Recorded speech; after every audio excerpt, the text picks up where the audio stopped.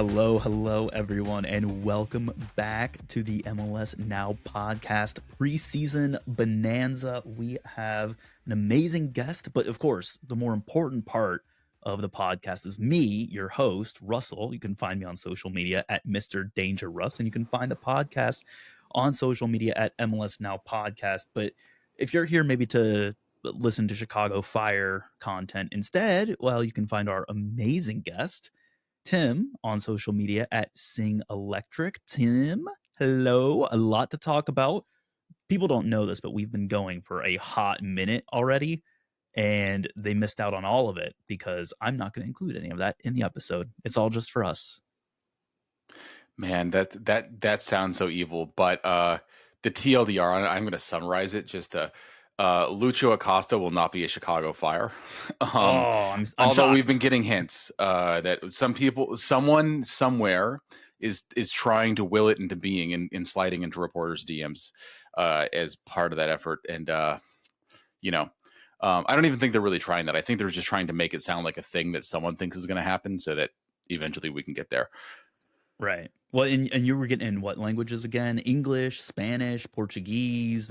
Those are the ones out of the reporters. Out of the reporters I talked to, that the Polish rumor would be wild. I mean, I guess there is a sizable Polish population in Cincinnati as well, so like maybe that. But then it's like, where is this coming from? The Polish Argentinian community in Cincinnati is.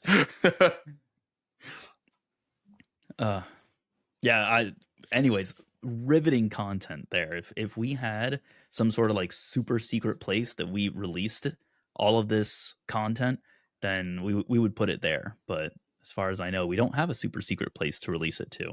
Maybe someday we will. Maybe this will see the light of day. Yeah. But hey, in the meantime, Tim, thank you for being on. I'm excited to talk the Fire with you. It's been a heck of an off season for you guys. I was giving some trivia questions to, Gavin and the rest of the crew in a previous weekly episode, talking about who had the fewest inbound and outbound moves for the offseason. Chicago's nowhere in the vicinity of that team, because you look at it and it's like certain teams like Dallas, or in this case Chicago, take up almost the entire page with their transfer and inbound and outbound activity. Yeah, as of today, when the team has actually made it official at this point, but we had the story first time in red97.com, where I write for. Alex Calabrese was on this. Omar Gonzalez is now officially a Chicago Fire for the 2025 season. It's sort of funny because we saw him at training last week, which seems like 2 months ago now, when the Fire opened their new training facility, which we'll talk about in a second. But we were like, who's that tall guy that we don't recognize? And somebody's like, I think that's Omar Gonzalez. I'm like, yeah, that is Omar Gonzalez. So we asked, someone at the team, we're like, what's going on? Is he a trialist? What's going on? And we were told he's, quote, here training for the week. And he's not a trialist. And there was kind of like a little bit of a wink to that. And so that can mean a bunch of different things, including he is just here for the week. And I just can't say anything. And we asked if we could mention that on social media and stuff. And we got like a shrug, like, I don't like, then the team released a video of him training, and he captained the team's first game at the Coachella Valley Invitational against LAFC. So when you got a guy that's not on the squad wearing the armband, you kind of feel like something's happening. Obviously, Omar Gonzalez and Greg Berhalter, the new director of football, head coach, have some history together, national team, and playing together, I think on the LA Galaxy and maybe one of their other stops. But that makes 12 incoming signings, tying the most the team have had since that ties what the team had in the 2022 offseason. And that's the second most in recent history after the 2020 offseason, when basically in anticipation of the ownership changing and everything else, they kind of were getting ready to clear the decks, and they did. And that was 16. We're not going to get to 16. I believe we're close to. We will have a story in the next day or so on red97.com about another signing. This one I think is going to be exciting for people that kind of like the team's overarching philosophy of developing talent and signing guys in the academy. So what did you say? But Lucho Acosta confirmed. Got it. Yeah, Lucho Acosta, the Chicago Fire Academy product. It would be amazing if there was actually someone named Lucho Acosta in the Chicago Fire Academy just for the purposes of this story. You know, when I was like, "This is never happening," in a group chat with some people, like one of the people was like, "Free Lucho," and I'm like, "You said that, but like Lucho Libre was like right there and didn't go for it." That's a shame. It's a shame. But hey, just to throw the other half of your fun stat, you talked about 12 incoming signings. When I was talking about that transfer tracker for MLS, Omar Gonzalez is listed on it already on the MLS website. Yeah, it's official. The team officially announced it. I mean, I don't have the email open, but yeah, it came out this afternoon when we're recording on Friday. Yeah. But 26 total players between your ins and your outs, for the record, which is prodigious. Yes. And, you know, on top of that, Arnaud Souquet, who came over from Ligue 1 France, never performed up to his contract, let me put it that way, which is very exorbitant. It would basically make him one of the best sort of like wing backs, playing more like capital B in the back and not so much capital W in the wing in the league. He just was never able to play up to it. So it's good for him and his agent that they were able to get Heights to give him that money. He has not been training with the team. We asked Berhalter about it a couple of weeks ago, and he said, you know, we had a frank conversation with him and said that, you know, he may not be in our plans going forward. Obviously, I think at this point, with the window in his native France closed, he loves it in Chicago. His wife really likes it. His kids love it. They are the only kids that would go into the locker room regularly last season. So got to hang out with them a little bit. They're, you know, two very nice, you know, young ladies. One of whom was dressed as a princess one time and dubbed me and made me a prince in the locker room. So that was pretty sweet for me. But you know, it's unfortunate it didn't work out. But I think that he has a green card. I think that he's, you know, maybe potentially hoping to stick around for another couple of years and get citizenship. But he will not be part of the squad, so that'll be another departure. Well, hey, Tim, we're on the topic. This is one of my general themes and overarching conversation starters. So I'll bring us into it officially right now. What would you say is, and I'm not going to say one or two because I think that's an easy answer. What would you say are the three most important inbound players from the transfers so far? I imagine I already know one and two for you. So I'm curious more about number three. Yeah, clearly Sam Rogers, center back coming back, one cap for the U.S. men's national team. Now the first American from abroad to come back under Greg Berhalter is the biggest name. But honestly, Jonathan Bamba, the one incoming DP signing, is the biggest name. They were able to get him for significantly less money on the transfer market than they were prepared to pay in the first place, and that's good. It's also, not going to lie, refreshing to see the team hitting the under when you're looking at like transfer market values and what they end up paying. It's common in MLS to have to overpay, but like, my God, was the previous front office more than happy to take advantage of that. So he's definitely number one. I think in terms of the way the team, like the ultimate fortunes of the team, I think Jack Elliott may actually be my number two, although I don't think that that's going to be the most popular answer. He had an offseason in Philadelphia last year. Sorry, what?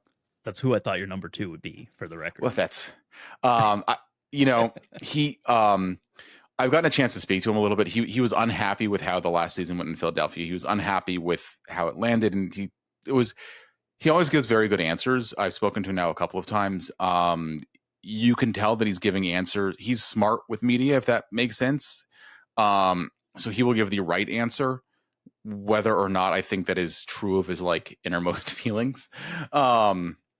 But you know, you could tell, I think, underneath that there was frustration with how things ended in Philadelphia. I had to ask him, just given the connection that his, Jim Curtin, the coach that brought him in, and the coach that he had spent so many years with in Philadelphia had to the Chicago Fire. He's still a Chicago Fire legend with a lot of the old, like, long fans. If he spoke to him at all about Chicago or coming to Chicago, and he said no, and basically, like, it's not that they weren't really in touch. It's just that you know, they both kind of didn't like the way that things ended. I think for both Jack and and speaking for him a little bit. I think that says a lot. And then, the third, there's honestly a few that I think are close. You could take different directions with it. I will say the answer for what people see on the field is probably going to be Philip Zinkernagel, the who was kind of a journeyman winger throughout, like, Northern Europe before coming to the Fire. I think that he will help solidify the attack. He can play across the front three and provides a lot of valuable depth there. But I I think that in some ways the most exciting third signing really is Robert Turdine, who is a literal 15-year-old. Basically one of the best, like the second best player in his age group after Kevin Sullivan. If Kevin Sullivan is in his own category there, so it's not like a 1A 1B thing. It's like a tier 1, and then there's another tier below that.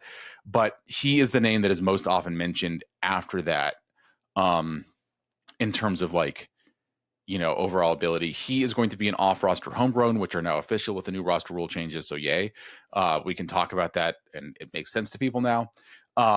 Which means that he can play as many MLS Next Pro matches as his heart allows him to, and the team allows him to, and he's ready for, as well as up to 6 MLS League matches and unlimited matches in other competitions. So I think that's really exciting. I think that,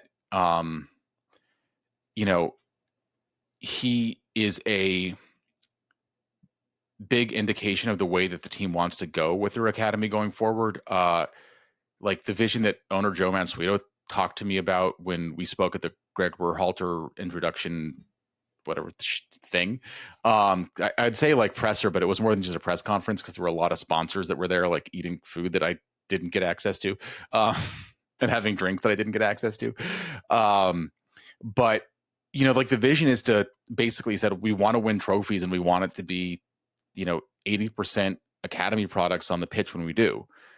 Which is obviously one of those goals that, like, you're never really going to meet. And I think that he knows that, but the team is investing really heavily in the academy. I think are nearing a point where they're displacing the Union in terms of the highest budget for any MLS academy. And it's kind of gone under the radar because they've exclusively decided to focus on doing it with the Chicago area, like mine local talent, rather than like, oh yeah, here's a guy in Nebraska and that doesn't have an MLS team, so we will get him into our academy.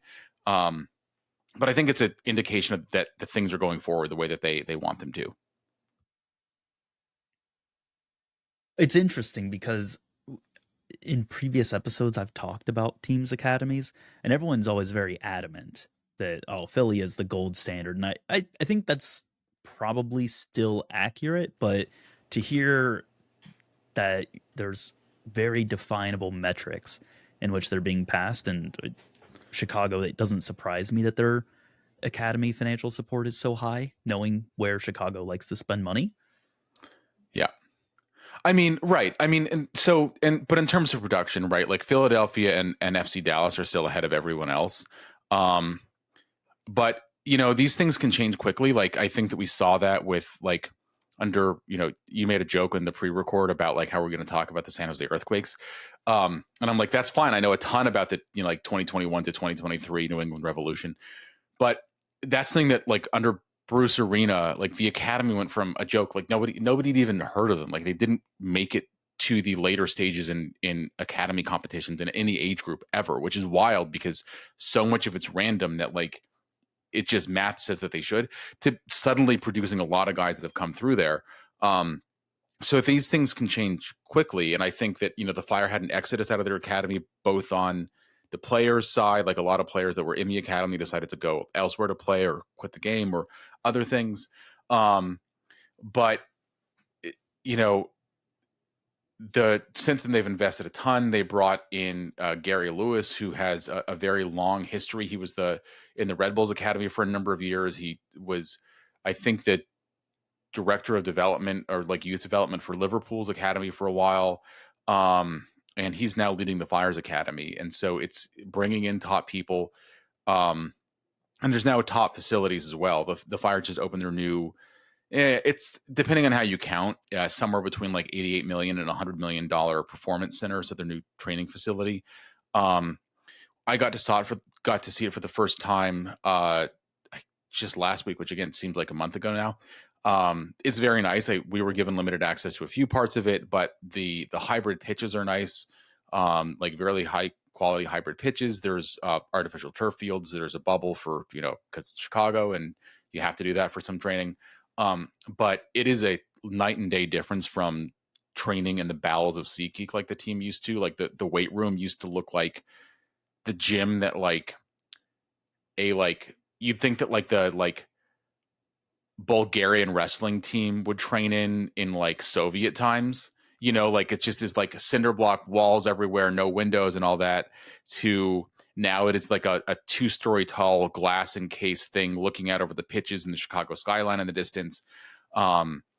Just night and day difference in terms of the everything really. And that's for both the first team, the Fire 2, the academy teams, and there's going to be access for the extended teams and stuff like that. So like the Special Olympics team and stuff will get some access to it as well.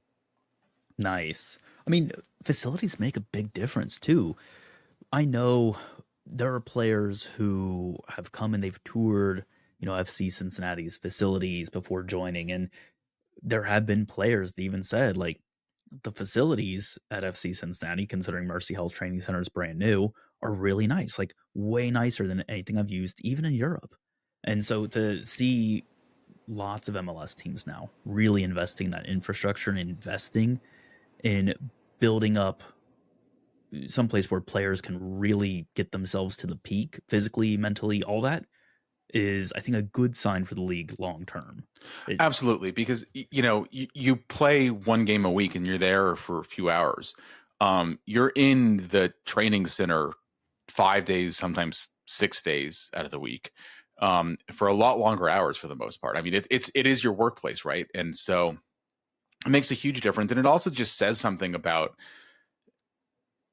what like the permanence of the team and how important you think it is. And so it's really nice to see, and I think it does really help MLS as a whole, having all these new facilities come in to play, and just having teams, I think, try to outdo each other a little bit with it. Now, like obviously, like you can make the numbers whatever they are, and like some construction's more expensive in some places than others, but some stuff just like it's a 50,000 square feet of indoor space, not including the dome, and that is a lot of space, for having, even when you factor in everyone and it's like 100 athletes training, because the academy kids that are there, not small portions of the time, but that's a lot of space, and it gives you a lot of ability to do the kinds of things that you weren't able to do before. There's a media press briefing room, like there's a cafeteria sort of thing where they're going to have meals and stuff available for players. And it's, I mean, to put it in perspective, the first day that I'm there, I'm kind of like hanging out in the lobby waiting for things to start. When that happened at SeatGeek, it was like you were just sort of like hanging out in the lobby, and maybe if you were thirsty, you'd be like, hey, is the water fountain still spitting out rust? Or and at the new facility, like it was like, does anybody want any water? And I was like, yeah, actually I could go for water. And I was asked then, still or sparkling? I'm like, this is different. I was gonna make a joke about that, and I was like, no. I'm like, no one would believe that. So the fact that is actually true is incredible. Yeah, one of the Fire 2 players, told me a story that they went to like I don't think the like canteen area is fully open yet, but before there were like limited numbers of drinks, and it was like, these are first team drinks. These are like it was like very regimented.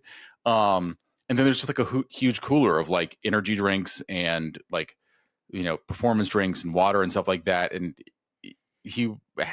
actually asked the coach, he's like, "Hey, coach, can I just grab one of these? Is that cool?" And he's like, "Yeah, that's what it's there for." So yeah, it's a Love night and it. day difference, and that's on top of everything else that the team has invested in and continues to invest in. So it, you know, um, I think that it is going to make a tremendous difference with recruitment and player happiness and retention and everything else. Okay, I want to ask this question, and it's going to feel out of place because I feel like we've already walked past it. But for people who maybe aren't U.S. men's national team sickos, they might recognize the name Greg Berhalter as the head coach for the Chicago Fire.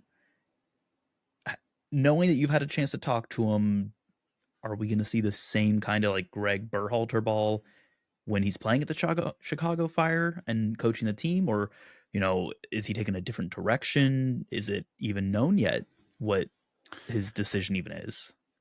So the best indication that I've had from that so far, Sergio Orahel Jr., which the people that are U.S. men's national team sickos to the point of following youth national teams. He's been a U.S. youth national team member. He's a Chicago Fire. He's got a first team deal. He's hasn't gotten a ton of minutes, but a fairly he had a fairly decent career with the youth national team.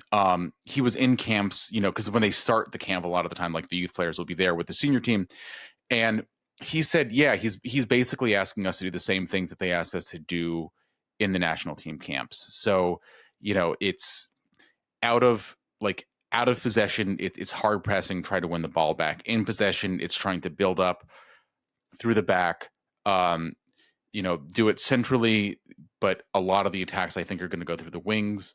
And Greg Berhalter's systems, when he's had a decent striker, which was not the case for most of his tenure at the U.S. men's national team, just like decent at the level that the opposition is playing at. His strikers have had career years. It happened in Columbus, like year after year after year, like so many like names that kind of like went down in history as, goal scorers that people recognize had career years under Berhalter. And I think Hugo Kuipers is in line to get some of that. But at the same time, I think that guys like Jonathan Bamba and Philip Zinkernagel will also benefit from it. It's one of those things where when there's one place that the attack funnels through, which was the case last season, you basically don't have an attack because defenders can figure out pretty quickly that there's one place the attack is funneling through. And I think that there's a lot more attacking options out there. A big question that I've got is how Brian Gutierrez adapts to that, because he's got the sort of like big boy U22 contract that sees him paid, about $900,000 a year, which is more than he would make pretty much anywhere except maybe, there was Chivas tried to get him last summer. It's we've now reported. I think they may have been able to pay him more, but I think outside of like a couple teams in Liga MX, more than he would make in Europe at this stage of his career, more than he'd make anywhere else. And he hasn't, I don't think, really lived up to that. His talent level is sky high, but he has stayed very, very far away from his ceiling for large stretches of when he's played. And so I think this is going to be a big test for him, especially because, you've got guys like Philip Zinkernagel who can play in that central role if need be. And the Fire now have more depth on the right wing and left wing and stuff like that. So they've got players that can come in and take the role and take minutes away from him if that's where things end up. Tim, you're selling me on almost being more excited than I feel like I have any right to be for a Fire season.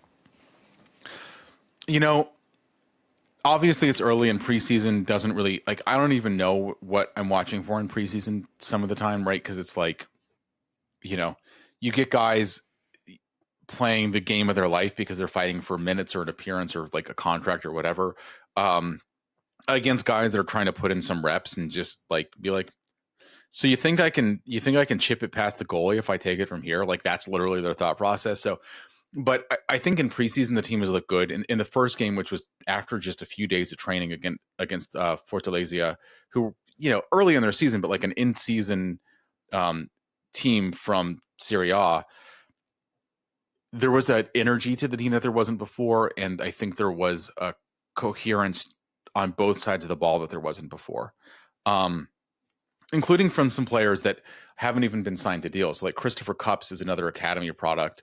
I want to say he's now playing as well with just called up to the U17 national team. Center back, he is, I think, some guy that, like, for the U.S. men's national team fans around, like, they like, we used to have center backs in droves, and since then it has really dried up. And he is exciting because he is, a lot like what you see from center backs now, obviously 16 years old, but like what you see from center backs at top leagues in Europe, where he's tall, he's good defensively, but he can also use his feet, and he can also play the ball forward and jumpstart an attack, and he can like rotate into a midfield position in the run of play, and it doesn't look unnatural or weird. So that's exciting. Again, like, he's 16 years old, like, he doesn't have a pro contract yet. He could still, I guess, technically decide to go like the college route or leave the Fire Academy or whatever else, but it was just exciting to see him, playing against, like, next to Jack Elliott, one of the, top center backs in the league over the past few years, and look as good as he did. So you have, safe to say, a pretty in-depth perspective about the team. You talk to a lot of players, you talk to a lot of the staff, you talk to a lot of reporters. Then my question to you, what do you think the average Chicago fan is saying about the team right now?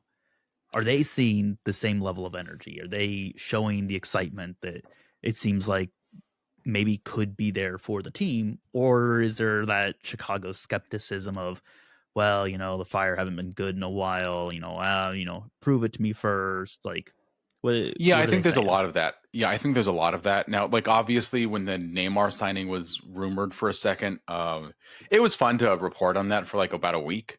But then, I made, I like had to work hard. I got sources in Saudi Arabia, a couple sources in Brazil. One source in Saudi Arabia that sent me a message that was like, I was like, yeah, well, it was like, thanks for your help with all this and blah, blah, blah, blah. Like, be in touch if, I'm sure we'll be in touch with someone in the future, blah, blah, blah. And he said, we will always be in touch, my friend. I'm like, I really hope we're not in touch that often. Like you, buddy. But like, this is fun, but let's move on.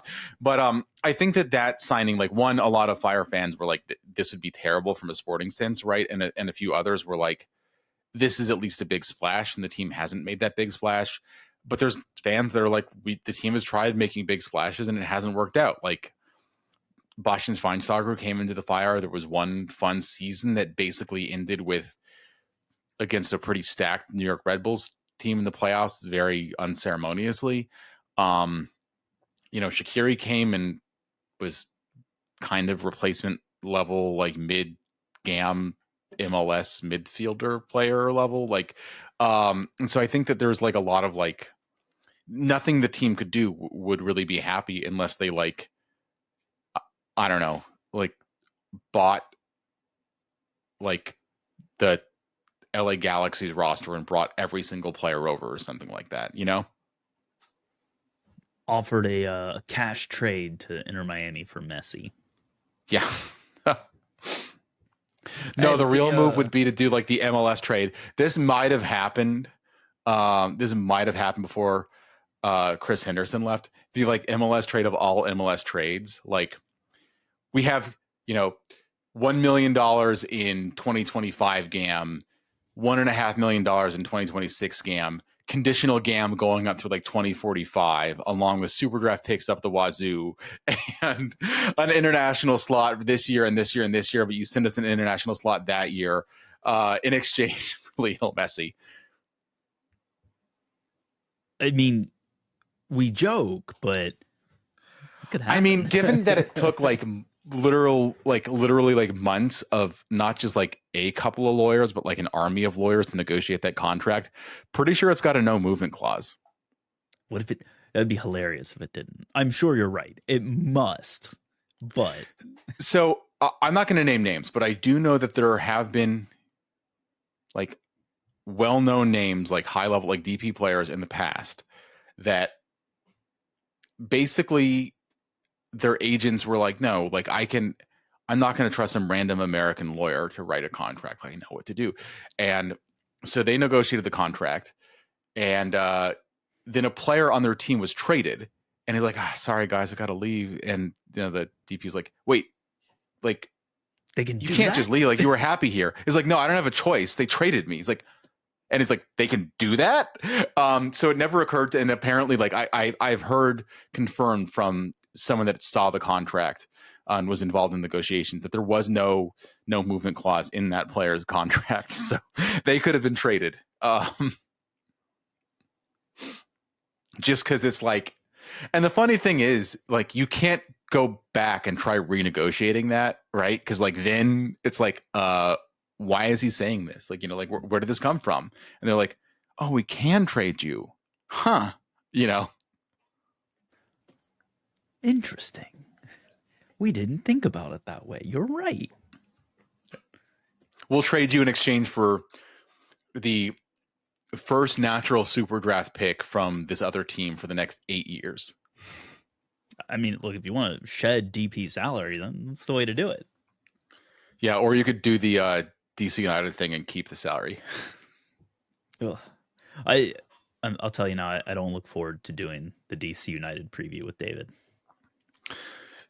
You've got that new music subscription for the intro and outro music. Could you just do? Is there like 30 minutes of sad trombone? There must be on there. So you could just play. Just be like, look, guys, here's 2 minutes on DC United and 28 minutes on sad trombone. Yeah, I can filter by instrument in the songs, so I can find trombone. I mean, how much happy trombone? Like, there's like happy trombone, I guess, like marching band trombone, and there's sad trombone, and I don't think there's anything in the middle. There's marching band happy trombone, and then there's all other trombone. Is what I'm hearing. Yeah, depressed trombone. Okay, so we've talked about what you know, right? We've talked about what the fans might know and what they're saying. Tim, we're gonna do my favorite exercise. I'm gonna weave you a story. Okay, we're gonna look forward all the way into December. The day is December, 11th or 12th or whatever, right? Like, it's the MLS Cup Finals. Chicago's not playing in it, for the record, but they got close. Like, they finished in, I don't know, like the Eastern Conference, championship, and they didn't win that, but they got there, right? And you're sitting there and you're like, hey, not a bad year. But when you look back on this year, where Chicago makes it to the Eastern Conference Finals, what is it that Chicago has to have done very right to find themselves in that position? I think to get that far, absolutely everything they've done needs to hit. And they probably need some additional help along the way. I've tried asking Greg to give hints about what the plan is, because the team has two more. Well, they can either get another DP and another U22 or two more U22s. And I've been trying to get someone to say something, just give hints about what they like, if they're going to use it this window or not. Seems like the answer is no, which I think makes sense in some ways. One of the mistakes that Heitz made, I think, was signing 3 DPs in his opening window. Kuipers is sticking around, so it's only 2 for Berhalter, but and not having flexibility going forward, especially in the summer window when most better players are available. So I think that all of those things, like that signing, would need to hit.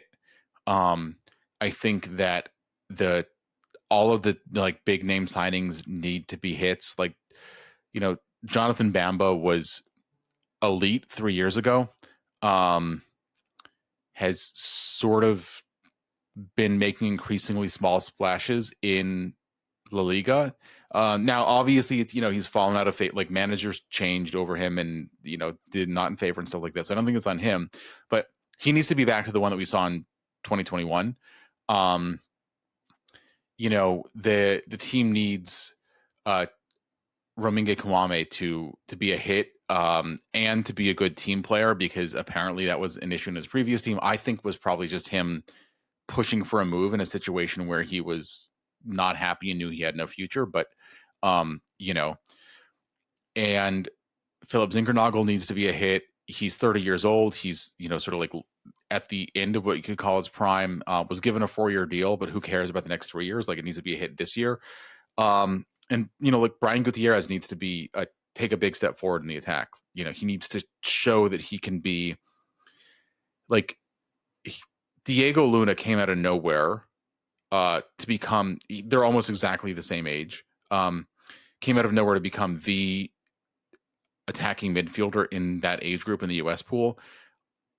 Gutierrez needs to get back in that conversation, and if the Fire are going to make it to a conference final or farther, he needs to be ahead of Diego Luna in terms of the season that he's had. Maybe not in the conversation, because I think that trails a little bit, but he needs to do better. And everyone, all the way down the roster. Kellen Acosta had the worst season of his pro career last year. He needs to have a better season than that. Jack Elliott had a bad season last year. He needs to have a better season. And guys need to stay healthy. That's been a big issue with the Fire for a while. And I got to say right now, there's a number of players on the squad that we haven't seen in preseason because they have not been able to play in it, from Hugo Kuipers at one end to Chris Brady at the other. So those guys need to get back and they need to stay healthy. And so it's a lot. That is an absolute best, everything needs to go perfectly scenario. I think a more realistic one is more humble than that. But when you finish last in your conference, there's pretty much only one direction you can go. So, yeah. So let's talk about the more realistic, and I'll break it into 2 questions. One, what is your realistic prediction? But then part 2 of this question is, what do you think the floor of this team is in terms of, overall performance? So I'm going to couch this in the caveat of it's assuming that there aren't catastrophic injuries up and down the roster. But I think that a realistic position is they will end up in the postseason for the first time in, since 2017, which is huge. My bet would probably be somewhere out of the home playoff spots of home advantage in the first round, but in the playoff spots proper. So, somewhere 5th through 7th would be my bet, which is, again, making it to 7th means you've jumped up 50% of the conference in one season, which is a big improvement. And, the floor, it was the day that he was introduced to media. So it's not like he had time to make roster moves and see who was available and hire a team around him and stuff like that. But one reporter actually pressed Greg Berhalter, is the team going to make the playoffs next year? And I thought he was going to just say some version of a yes, but he said, well, we're going to try. And the fact that it was that, I'm oh man. Now I think that that's, getting to know Greg a little bit better. I think that that's just him kind of being Greg more than anything else. But, he gives answers like he's trying to be sure that he's making you aware that he's thinking at least on the same level you are, and probably is playing chess when he thinks you're playing checkers sometimes. And I think this was one of those, but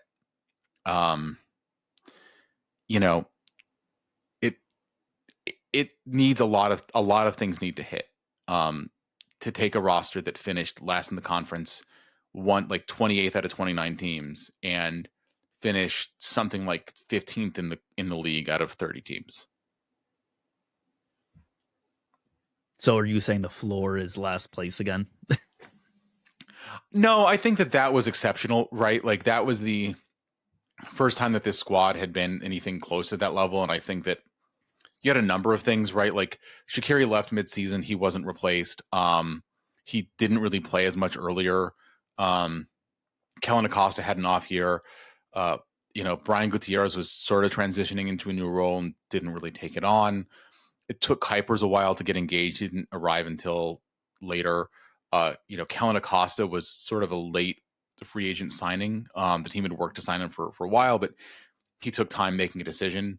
And the team didn't play with a left back for the majority of the season because Andrew Gutman was injured minutes into his debut in a Chicago Fire uniform after playing for the academy. In a long-term injury that he, and then later in the season, the team basically kept him away from minutes for a lot of it because they didn't want to risk re-injuring him, just preserving him for 2025. And then Chase Gasper, his replacement that the team, had brought on. He was on, Gasper's already in the squad, but the other natural left back in the team's squad was injured in a freakishly similar injury like the next game. So, playing your backup or third right back at left back for an entire season, not great. Injuries to center back. Lots of things were going on. And so I think that was an exceptionally bad year. I think the squad looks stronger. Like it is an entirely different looking attack than it was at the first game of last year. And when you look at the starters defensively, it's almost entirely different. I mean, there's like Carlos Duran is back at center back, like Andrew Gutman is back, but like Andrew Gutman played 2 minutes in the opener, so I don't think that you can. It's not like the squad that actually really took to the pitch and started playing together.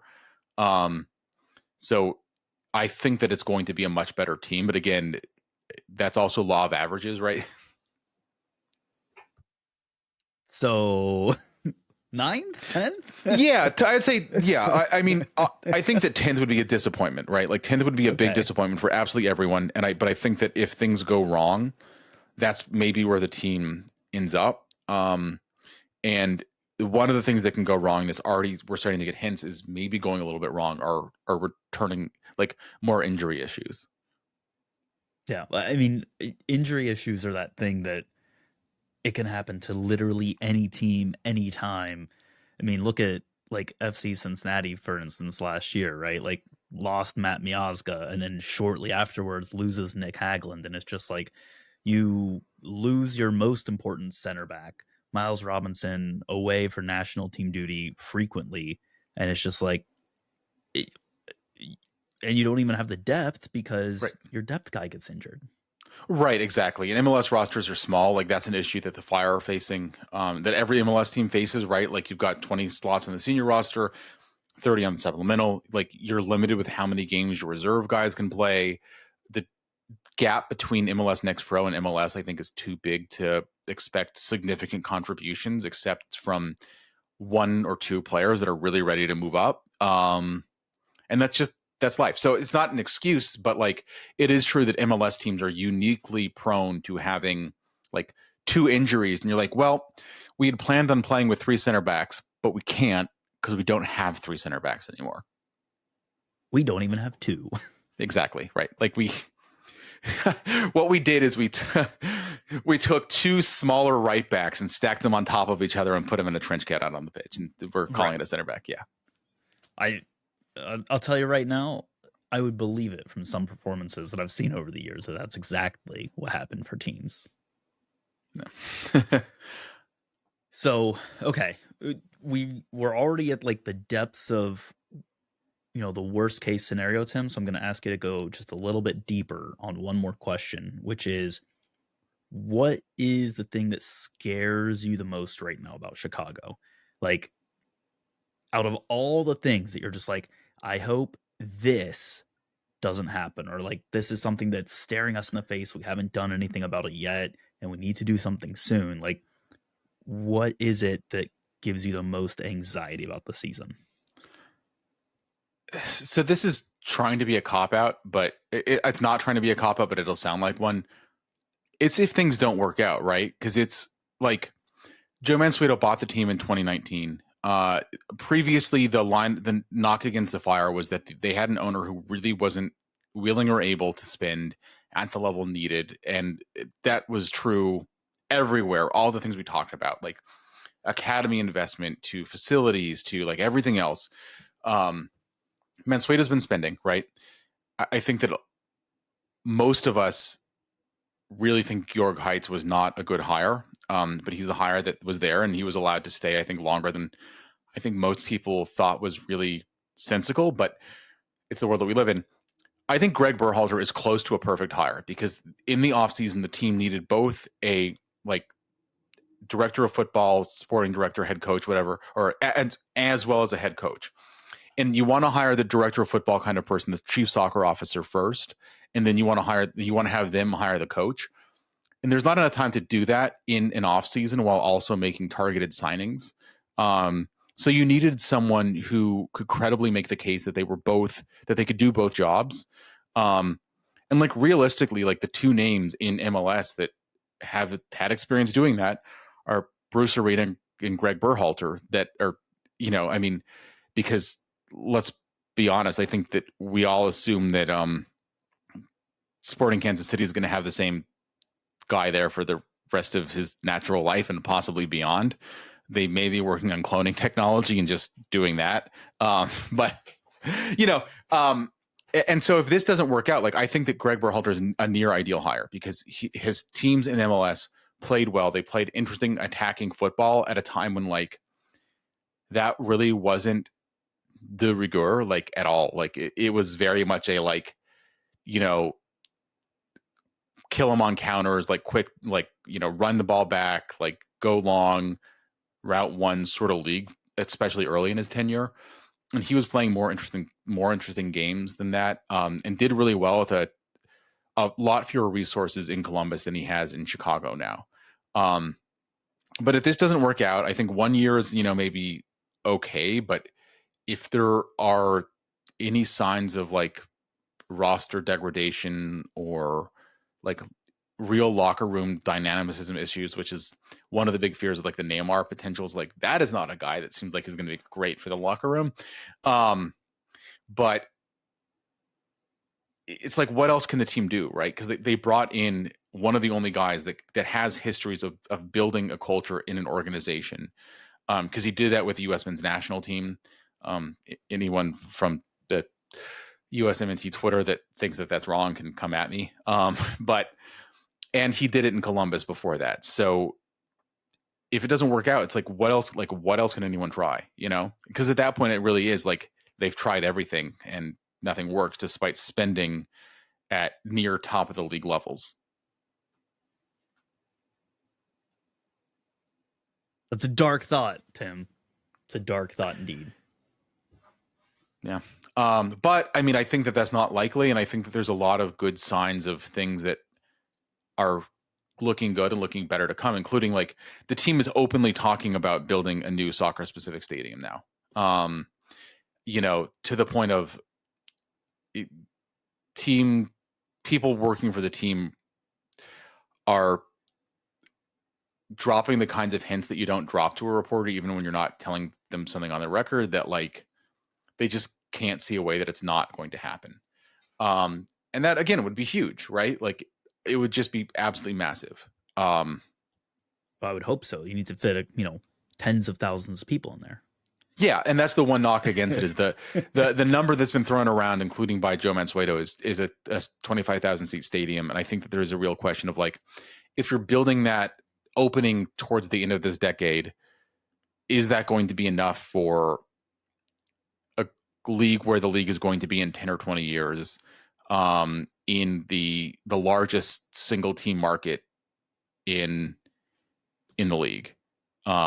But I mean, who knows? Like, again, we haven't seen anything. And obviously like the neighborhood that they're trying to build in has what one of my friends that does architecture called the final boss of NIMBYism, involved in it, like immediately adjacent to the stadium. So they're not going to plunk down 100,000 seat stadium there. So you have to build what you can and then I guess work from there somewhere. But right, just build it taller.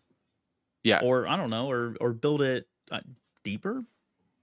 Just something. No, I think further into the ground. The big thing that people care about in the neighborhood is always going to be stuff like traffic, though. They don't want they don't want those people having a good time walking through their neighborhood. Right. No laughter. Yeah, exactly. No children doing any sort of rollerbladed sports. No ball playing. Well, that hasn't been an issue for the Fire historically. Well, hopefully that changes this year then. Yes, and I think it will. Perfect. All right, Tim, I'm going to throw one other just fun question your way to kind of wrap up here. Totally off topic. And if you've listened to any of the preview episodes that have come out so far, you'll already be prepared for it.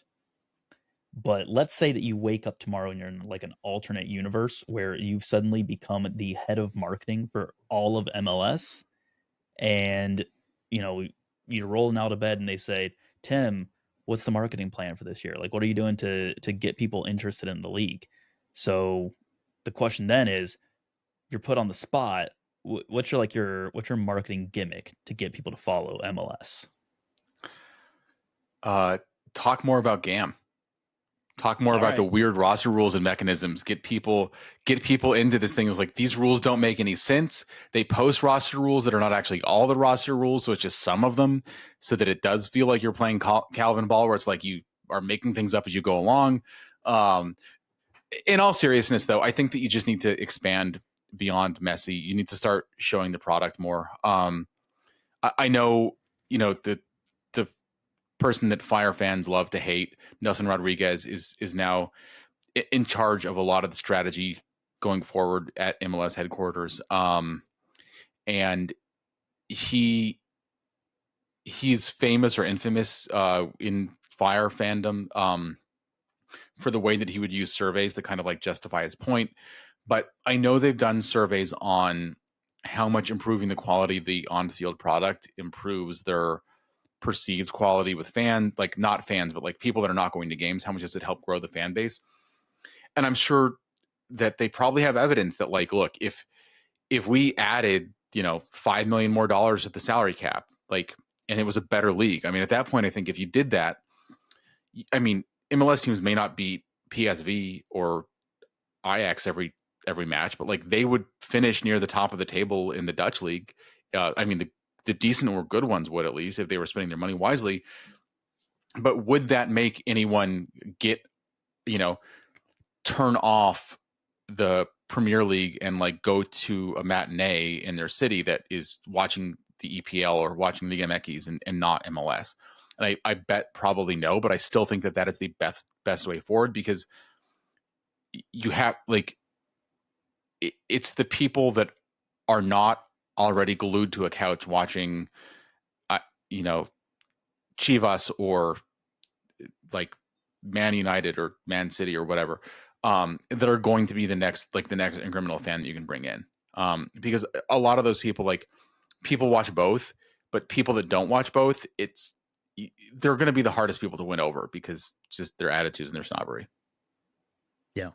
Well, as someone who's watched the Premier League for quite a number of years at this point, I can tell you the quality of soccer globally seems to go up as well. Although I would say, as a league, MLS's has gone up a lot more across the board than, say, the Premier League, where the quality has gone up a lot if you're a top 6 team.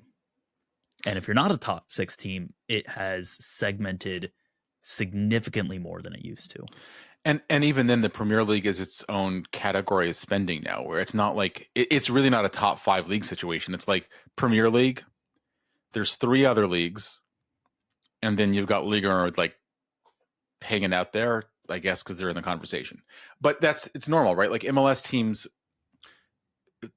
high spending MLS teams spend at around like the 15th or 16th highest spender in like the Bundesliga or La Liga or teams like that. And that's the reality. And that means they're spending more than like teams in the Netherlands or like Poland, like whatever country you want to name that have, decent domestic leagues. Yeah. But we pay a lot better in MLS than I think people give the league credit for.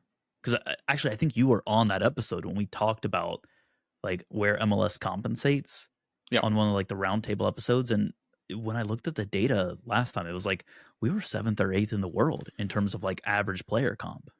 Yeah, and it's going up, and it's not just average, but it's also like median is going up a lot as well. Like Arnaud Souquet is just over the TAM limit, and that was mostly to be able to use TAM to buy the salary cap hit down. It more or less doubled his salary coming from a lower mid-table team in Ligue 1. So like, that's a top 5 league, and he was able to make more money coming in. Now, like, obviously, he was not one of the top right backs in France, and he's not one of the top right backs in MLS either. But it just goes to show you, like, Georgi Mihailovic, before coming back to MLS and going to Colorado, he made 50% more than anyone else on his squad when he was, playing in the Netherlands, right? Like, so this wasn't the case 10 years ago. It wasn't even really the case 5 years ago, but MLS has become a team where a lot of players can make more money than they can anywhere else. Yeah. I mean, to bring us full circle to our pre-record conversation, look at Lucho Acosta. If Lucho leaves MLS, there's no league he's going to get paid more than what he's being paid right now in MLS. Right. Like, the one exception to that, like, occasionally Turkey enters that chat. Liga MX, sometimes there's not even Liga MX is a league, but like a couple of teams in Liga MX can afford to pay, I'm just going to say stupid money to people, but stupid money to people, sort of like what happened to Brandon Vasquez, right? Like, no one else, like, Brandon Vasquez's most money was going to be in MLS or like 4 teams in Liga MX. And that is the end of that conversation. Yeah. And he's went from MLS to one of the 4 teams. Now he's back to MLS. Yep. And probably got a raise too to do it. So good for him. Yeah, I'm excited to see the salary data when it comes out and being like, is this one of those things where like someone that has the same job title like switches jobs every 6 months and like between different companies and gets a 5% raise and then comes back to their first company and is making like twice their salary in 5 years, even though they didn't get a promotion? I mean, it could be. I can't wait to see it. It's like Vasquez is going to be paid like $3.4 million. And it's going to be like, oh my gosh, like, what? How did you do this? Yep. Making the right move and then getting a big paycheck and then getting another big paycheck because you're like, look, love you guys. Not going to take a big, not going to work for less. So. Yeah. And he's probably telling, well, look, you're willing to pay $8 to $10 million for me. Like, what am I worth on a salary basis? He told his agent going into the conversation, look, if you don't do the Jerry Maguire line, I am firing you tomorrow. Well, whatever he told his agent clearly worked. We're assuming clearly worked. Right. We'll find out in like 2-3 months when that data becomes available. The things that we love. The bizarre, weird things that we love. MLS is absolute character of a league. But in the meantime, Tim, you're a character in a good way, I would like to say. We're always happy to have you on the podcast. We're happy to talk Chicago. I'm especially happy to talk Chicago with you because you make me have some sort of faith in Chicago, even though every time I bet on them, every weekend, they lose. And it's just like, Tim, why do I do this? And you're like, I don't know. That's the curse. This doesn't make any sense. I told you it doesn't make any sense. I told you not to do it, but you told me not to do it, and I did it. And then the one time I didn't do it, they won. I was like, Tim, it was minus 450 on Chicago, plus 450 on Chicago, and I didn't pick them, even though I thought they were gonna win. And you're like, I don't know what to tell you, man. So, well, if you'd listened to me all year, you'd be ahead. So, right. I guess I would be.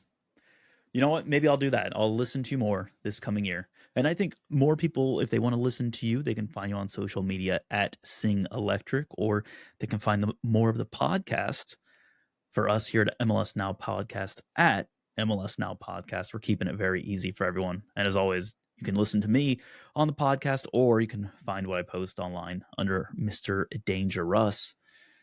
And with that said, Tim, listeners, look forward to even more content. Look forward to the season coming up. And we'll see y'all next time.